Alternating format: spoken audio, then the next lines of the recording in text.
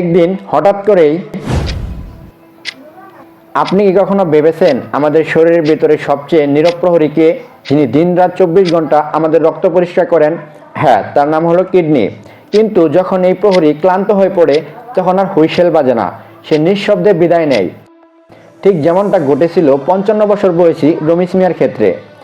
এক সপ্তাহ আগেও তিনি অফিসে বসে ফাইল দেখছিলেন, আর আজ ডায়ালিসিস সেন্টারে বসে দীর্ঘশ্বাস ফেলছেন। চলুন রমিজ মিয়ার গল্প থেকে জেনে নেওয়া যাক ঠিক কিভাবে আমাদের কিডনি নষ্ট হয়। গল্পটা শুরু হয় 15 বছর আগে। রমিজ মিয়া তখন নতুন চাকরি করছেন। অফিসের চাপ, বাইরের খাবার আর একটু বেশি লবণ খাওয়ার অভ্যাস। হ্যাঁ, তাতে সমস্যা কি? শরীর তো ভালোই আছে। তিনি জানতেন না যে ডায়াবেটিক্স ও উচ্চ রক্তচাপ নামক দুই খুনি তাকে শেষ করে দেওয়ার পরিকল্পনা করছিলেন। 40 বছর বয়সে এক চেকআপে ধরা পড়লো তার সুগার একটু বেশি আর প্রেশারও কিছুটা উপরের দিকে। কিন্তু তাতে সমস্যা কি? শরীরে তো ব্যথা নেই, তাই না? ডাক্তার ওষুধ দিয়েছিলেন, কিন্তু রমিজ মিয়া সেটা নিয়মিত খেতেন না। শরীরের বাইরে থেকে সব ঠিকঠাক দেখালেও ভিতরে ভিতরে কি চলছিল জানেন? রমিজ মিয়ার শরীরে প্রতিদিন বাড়তি চিনি আর প্রেশারের কারণে কিডনির ছোট ছোট রক্তনালীগুলো ধীরে ধীরে শক্ত হয়ে যাচ্ছিল। কিডনির ভিতরে লক্ষ লক্ষ ছাঁকনি আছে, যাকে বলে নেফ্রন। এই ছাঁকনিগুলো প্রতিদিন আটকে যাচ্ছিল চুপিসারে, বিনা বেতনে, বিনা বিজ্ঞপ্তিতে।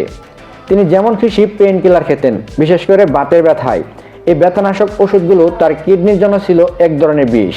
সময় গড়ালো, একদিন সকালে ঘুম থেকে উঠে দেখলেন 2 পা ফুলে আছে, জুতো পায়ে ঢুকছে না, রাতে বারবার টয়লেটে যাচ্ছে, শরীরে ক্লান্তি লেগেই থাকে। স্ত্রী বলল, মুখে ফেনা ধরছে কেন? রমিজ মিয়া ভাবলেন, বয়স হয়েছে, এসব তো হবেই। বন্ধুরা বলল, তেল কম খাও, কিন্তু কেউ বলল না এটা কিডনি বিকল হওয়ার ডাক। এটাই সবচেয়ে বড় সমস্যা। কিডনি 90% নষ্ট না হলে সাধারণ তেমন ব্যথা হয় না, অথচ তখন ফিরে আসার পথ অনেকটাই বন্ধ। অবশেষে একদিন অবস্থা খারাপ হলে হাসপাতালে ভর্তি হলেন। রিপোর্ট দেখে ডাক্তার মাথা নিচু করে ফেললেন। ডাক্তার বললেন, মিস্টার রমিজ, আপনার কিডনি আর কাজ করছে না, দুটোই প্রায় নষ্ট। রমিজ মিয়া হকচকিয়ে উঠলেন, বললেন, কি বলেন ডাক্তার?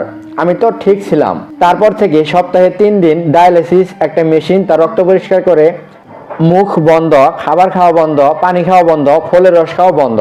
রমিজ মিয়ার এই গল্প শুধু আমাদের একার নয়, এটা আমাদের চারপাশে হাজার মানুষের গল্প। আসুন এই গল্প থেকে আমরা কিছু শিখি। ডায়াবেটিক্স এবং কিডনি নিয়ন্ত্রণ রাখুন, কারণ এগুলোই কিডনি নষ্ট হওয়ার প্রধান কারণ। বিনা প্রয়োজনে ব্যথানাশক ওষুধ খাবেন না, বিশেষ করে প্রোটোফেন, ডাইক্লোফেনাক জাতীয় ওষুধ। পর্যাপ্ত পানি পান করুন। কিন্তু কিডনি রোগ থাকলে পানির মাত্রা ডাক্তার ঠিক করে দিবেন। আপনি প্রতিদিন কত লিটার পানি পান করবেন? অন্তত বছরে একবার হলেও কিডনির পরীক্ষা করান। মূত্র পরীক্ষা করে দেখা যায় প্রোটিন লিক হচ্ছে কিনা। রমিজ মিয়া এখন ডায়ালিসিসে বসে অন্যদের বলেন, আমার ভুল থেকে শিখুন। আপনার শরীর যদি কথা বলতে পারতো, তবে হয়তো আজই বলতো, আমাকে একটু ভালোবাসো। তাই আমাদের শরীরে কিছু লক্ষণ দেখা দিলে আগে থেকেই সতর্ক থাকতে হবে। যেমন পা বা চোখ ফুলে যাওয়া, বারবার প্রস্রাব, শরীরে অস্বাভাবিক দুর্বলতা, প্রস্রাবে রক্ত, পা বা গোড়ালি ফুলে যাওয়া, চোখের পাতা ফুলে যাওয়া, শরীর ক্লান্ত লাগা, প্রস্রাবের পরিমাণ কম হওয়া বা বেশি হওয়া, প্রস্রাবের সাথে রক্ত যাওয়া। কিডনি একবার মারাত্মকভাবে ক্ষতিগ্রস্ত হলে পুরোপুরি ঠিক করা কঠিন। তখন প্রয়োজন হতে পারে ডায়ালিসিস বা কিডনি ট্রান্সপ্লান্ট। তাই এখন থেকে সচেতন হন, নিয়মিত চেক আপ করুন, সুস্থ জীবনযাপন করুন এবং সঠিক সময়ে চিকিৎসা নিন। বন্ধুরা, কিডনি সম্পর্কে যদি আপনাদের আরও কোনো প্রশ্ন থাকে কমেন্টে জানাতে পারেন। পরবর্তীতে সে বিষয়ে ভিডিও বানানো হবে। আর এই ভিডিওটি উপকারী মনে হলে একটি লাইক করতে পারেন। আর নিয়মিত এরকমই প্রয়োজনীয় ভিডিও দেখতে চ্যানেলটি এখনই সাবস্ক্রাইব করুন এবং পাশে রাখা বেল আইকনে অল সিলেক্ট করে রাখুন। দেখা হবে নতুন কোনো ভিডিওতে। ভালো থাকুন, সুস্থ থাকুন। আল্লাহ হাফেজ।